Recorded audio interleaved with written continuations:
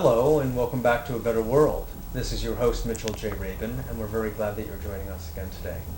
Today we're going to have another very interesting show. We are very pleased to have with us Dr. Ramakrishnan, who is here from Madras, India, who is a classical homeopath. His background is originally as an MD from Madras University, where he studied medicine back in the 60s. But as time went on, he became more and more interested in homeopathy and, when I say holistic medicine, and things that worked. So ever since, he has been practicing actually around the world, treating people and helping them come from sometimes very serious conditions into states of ease. So he is also involved in and has started something called here the Homeopathic Education and Research Foundation, which he arranges the funding for, does teaching for, and the research for, as well as with other of his associates and colleagues. So we're very glad to have you on the show today. I'm very glad too. Nice to meet you. Good to have you. You know, we haven't really done much on homeopathy on A Better World, so it's really high time. I'm very glad that one of your high patients, Victor Zerbel, was kind enough to bring you here. I'm very glad too. Really it gives me fun. an opportunity to talk about homeopathy. Yeah, Yes. I love doing it because it is relatively speaking, unknown. Not many people have come across even that word. They don't. Yeah. They wonder what homeopathy is and what the origin is. And because I'm an Indian, they think it's from India. No, Yes. it originated in Germany. Mm-hmm. It was discovered some 200 years back by an MD in those days, Yes, Hahnemann. Frederick Samuel Hahnemann. So Sure. I'm very Now, glad to be talking. What was it about homeopathy that originally attracted you and your interest? It is, basically the holistic approach, as you were just saying a little while ago. That was very convincing, that, to just look at man and try to analyze and understand just his physical aspect and to arrive at a diagnosis and branding him as the patient of sinusitis. He is a patient of peptic ulcer. And to treat, I felt... Naming him by a disease. by a disease label.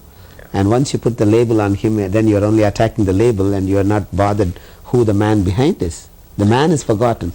So here, understanding the man as a being is the most wonderful thing. And of course, when I did this and applied it to some of the patients who are very chronically ill, and when that was opening up doors, that was the time when you feel so rewarded.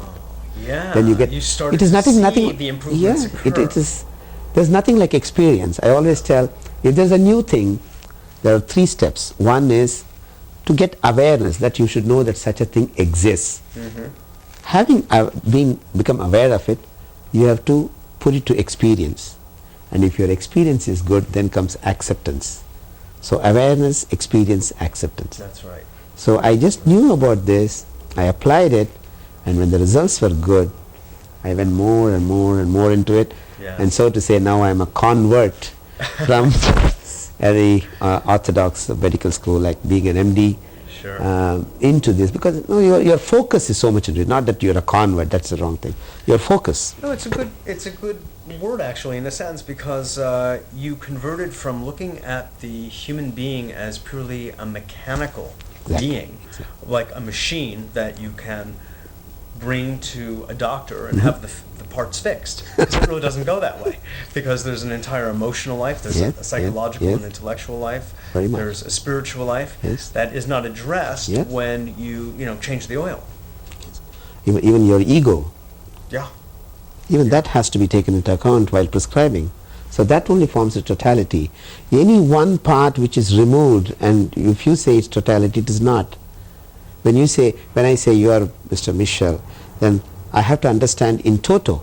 It is not just the physical aspect alone. You are not. That's right. You. That's right, exactly. Because, that gets into a whole kind of possibly metaphysical conversation that we could have. But I do like, Dr. Ramakrishnan, that you, as an MD, had the intellectual curiosity, the openness, and the interest to step outside of the box, as it were, and look to other modalities that have proven track records, and then took it on seriously enough to prove it to yourself over time. and then become a so-called convert, which really just goes to say that your experience bore out results. Exactly. And I'd like to see doctors, possibly who are watching the show, hear that many other MDs, certainly still a minority, but many other MDs are making these kinds of changes because it's high time. Yes, yes. And surely. Have you seen that kind of change happening in most India? Most certainly. Well, in India and even in this country, because what has been bringing me to this country in the last 4 or 5 years is doing my seminars as to give people a protocol or to give a kind of an idea as to how to handle different so-called incurable or difficult or chronic diseases. Like, a patient is an arthritic for 20 years. She or he is, finally painkillers and steroids, and they become steroid dependent, or an asthmatic, or there's so many things which the modern medicine doesn't have an answer by way of a cure, management. So, having started doing those seminars, you'll be amazed how many MDs are attending those seminars of mine. Oh, really? So they are all having an open mind. See, and that's in New York? Yes, in New York area. Just Boston? now I'm coming from Boston. I do a lot of seminars, and in June I did a seminar in San Francisco that was very well attended, and there were a lot of MDs. And just last week I was in Pittsburgh, and actually that entire seminar was organized by an MD. He's Dr. Edward Conrad, because since he's a very personal friend of mine, I can use his name. He's so enthusiastic, you can't believe. And we had a seminar 2 hours up north near Erie, Lake Erie, and then was very well attended.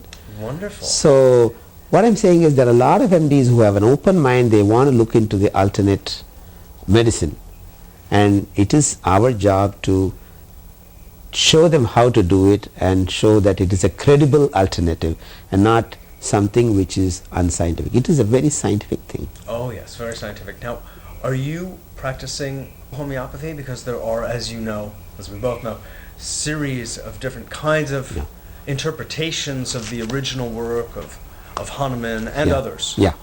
I'll tell you. The answer is yes and no. Okay. Now, that's what I suspected. In 90% of the situations, my prescriptions are classical. I only give one single remedy. I give some time for it to act and come up with its response and reaction, give time, and then prescribe another one. So it's I am proving. So the Kentian style, the classical homeopathy. But where I have departed from that is in research with cancer cases. Now in the last 4 years, I have come up with certain ideas and come up with a protocol purely for cancer alone, where I have departed from the classical homeopathic approach. I don't give even then combine, 2 remedies at a time, or 3 or 4 multiple remedies I don't give, but I give different remedies in quick succession. So that is not very classical. I do that. But that protocol has made a big difference in results in cancer cases. And what kind of results have you seen? Well, see, when it comes to cancer, it would not be proper to make a tall claim, because it all depends upon at what stage they are coming. Yes. Now, I have in the last 10 years, putting all my cases in India, here, all over, it should be more than 3,500 to 4,000 cases that I have seen of cancer. But how many have I cured? It all depends on at what stage they came. If they came in the early stage, wonderful cure. If they came in the late stage, the last stage, it is only palliation and giving them comfort. Even there, if you are able to give a terminally ill cancer patient a painless, comfortable time, and what shall I say? If they can die with dignity, the relatives are so happy, so grateful for your work. I have had such wonderful really moving, comments and testimonies from relatives who said, "Oh, my uncle was in such bad, miserable condition, in pain and agony, and after you took over, he knew what peace was, and he understood himself, and most wonderful death." And that so you can even that's a service. Oh, by all means. A very high service. So it all depends on that. But our results are becoming very good. And they're becoming better and better as better time and goes better. on. Absolutely, with our experience. And is that despite the type of cancer? What organs or systems are Yeah, being affected? true, despite that. But there are certain areas where, like say, cancer esophagus, the response is very good. Cancer prostate, the response is good. Cancer of the breast, the response is good. But if it is cancer of the stomach, it's a little not that good. Or cancer colon is not that good. Yes. So cancer liver is not at all good. So it all depends upon the organ also. Spleen, well, it's also a little tricky. So there are certain areas, especially cancer cheek, very good. Actually, I don't think in the early stage of cancer cheek, when they come in the first stage, I don't think I have lost, of course not losing them, I haven't even lost my case to the allopathic doctor. So I've been able to complete the cure myself. You know, they watch for some time, and if the results are not, I myself would say probably you have to try classical, the orthodox medicine, because you're not responding.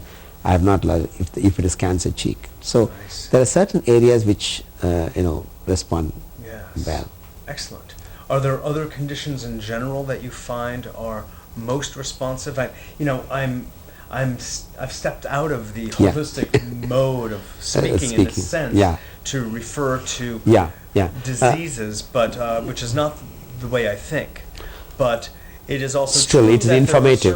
There are certain types of people who will tend toward having certain constitutions and certain kinds of problems. So, it is. It's kind of informative. Yes, you're right. Now, there is another condition which I see in the Western world much more prevalent than in the place I come from is MS, multiple sclerosis. And I should tell you, even till 4 years ago, I was losing a lot of cases. In the sense, I was not making an impact as well as would have pleased me and the patient. Yes. But in the last 4 years, things have changed for the better. I have right now, because I don't want to be mentioning names and people in referring to personality, I have many grateful patients who have made a full recovery from MS. And so it's a very, very rewarding experience. It's a most rewarding experience. Actually, these are the things, my own batchmates who have been, when I was doing MD from the medical school, they come and ask me, look, why are you doing something which is odd, out of the current thing, and why are you doing that? I tell them, even if I cure one case, the job satisfaction is so great, because that one case has been told by the modern medicine, you can do nothing about it, you learn to live with it. There are so many things, even a simple skin condition like psoriasis. The books are writing, learn to live with it, readjust your life. How much can a man readjust his life? Sometimes he can. Sometimes he is not so fortunate to readjust himself. The environment doesn't permit him to readjust himself. So we get good results in psoriasis. So even if we are able to help a handful of people who have been told this is it, and then that gives such a satisfaction. That's just a result of allopathic medicine not knowing what to do. And rather than just saying that, which would be the humble and proper thing to do, they just say, you must learn to live with it, which is not a very medical kind of thing to say. I think so too, yeah. Really, or healing. That's yeah. So could you just give us an idea of how homeopathy works? I know it's a big question for a short amount of time, but if you could just give us a bit of an overview. Okay, I'll try my best to do it as short, because as you rightly said, this question needs a half a day talk. Anything so great as homeopathy can be summed up in a paragraph. We try to understand, first of all, the human being in all his or her dimension. It is not just the physical, but the mind, intellect, ego. So come to a three-dimensional or four-dimensional understanding of the totality, what we call the totality of that person. Having understood that, we have to apply medicine which will reach his innermost, the subtlemost, the inner, what we call the vital force in him. And if that subtle energy is just awakened or kindled or stimulated or just given a small fillip, let us say, then the rest of the job is done by vital force itself. So how do we go about doing that? We take the remedies, take the medicinal stuff in what's available in all walks of life, from the vegetable kingdom, from the mineral kingdom, from the animal kingdom, even from snake poisons, from all sources. We take them and we run through a process called potentization. Probably if I were to describe that, it might be. But what I would say is, by potentizing, or let us say, it's a process of where you detoxify and bring the subtle energy within to manifest itself.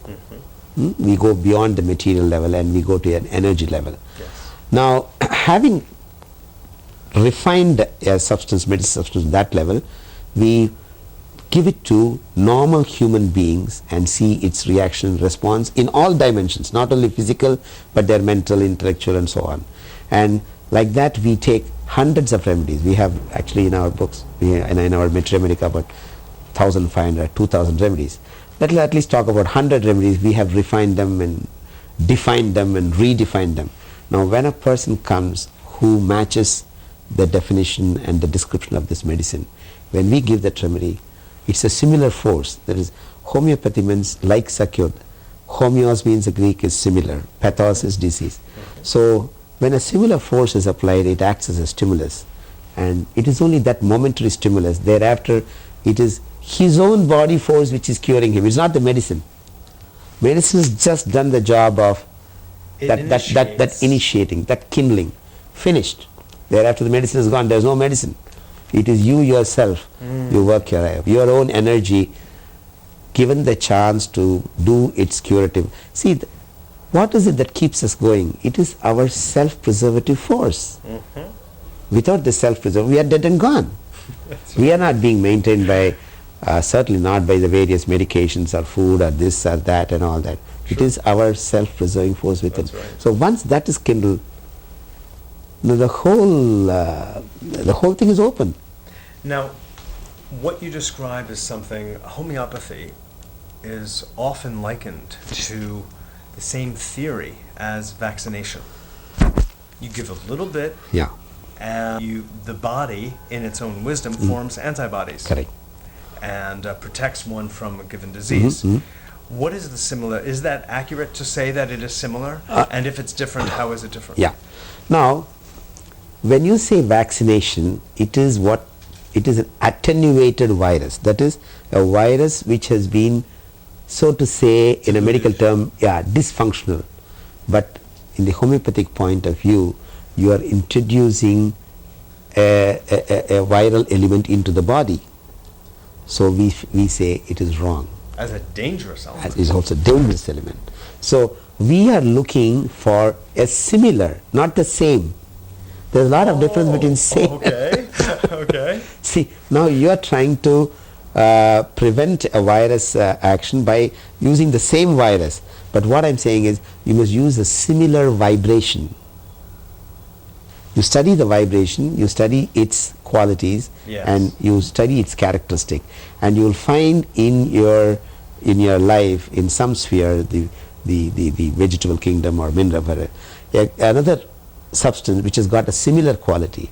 When you apply that, then it is. And since we are applying not at a material or molecular level, it is at a submolecular, it is at an energy level. Sure. So it is safe. Now, how is it that remedy of something similar, of taking something in, will have the desired effect? Do you understand the mechanism by which that happens? Okay. Now you are touching on the gray area in homeopathy. Okay. Now what I have to admit is this. We give the similar vibration, it matches, it goes and stimulates. Now you want to know how this medicine has been able to do an action at a cellular level. At a cellular level, we don't know how it acts. We only know we kindle your curative force and the curative action takes place. And how exactly at the cellular level is clear. The research is going on to find out how that is happening.